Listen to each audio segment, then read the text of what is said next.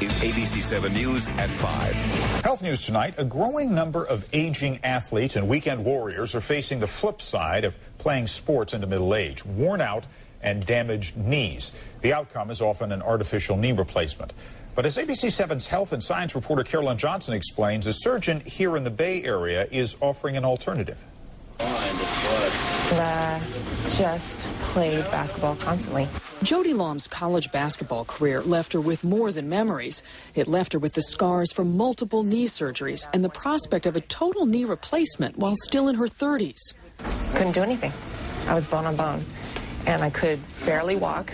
But instead of an artificial joint, a Bay Area surgeon rebuilt Jody's knee by combining several procedures into a single surgery to achieve what he calls a biological knee replacement. There are two types of cartilage in the knee. First is the articular cartilage. This is the covering of the bone. When you get arthritis, it's wearing down of this articular cartilage to the bone.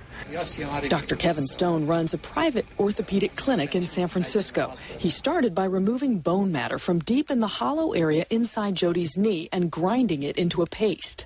So we take that paste, bloody the arthritic area of the knee, and pack the paste back on. That paste has the patient's own stem cells, and we can stimulate that to regrow new articular cartilage.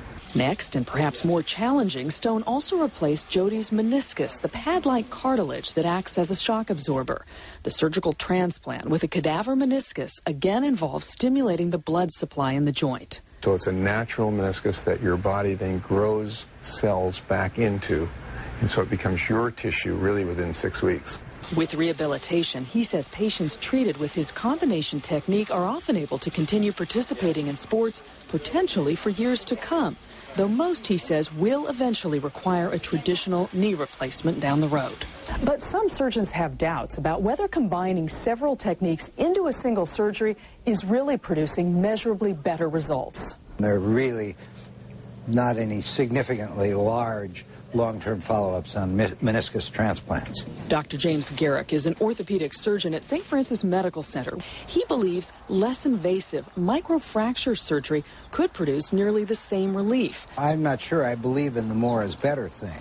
And trying to get from 85 to 90% better results is very difficult. It's difficult to document, and it's difficult to do. But Dr. Stone points to his own follow-up studies that show a high percentage of patients reporting continued pain relief and increased range of motion years later. Jody Lom is among the believers.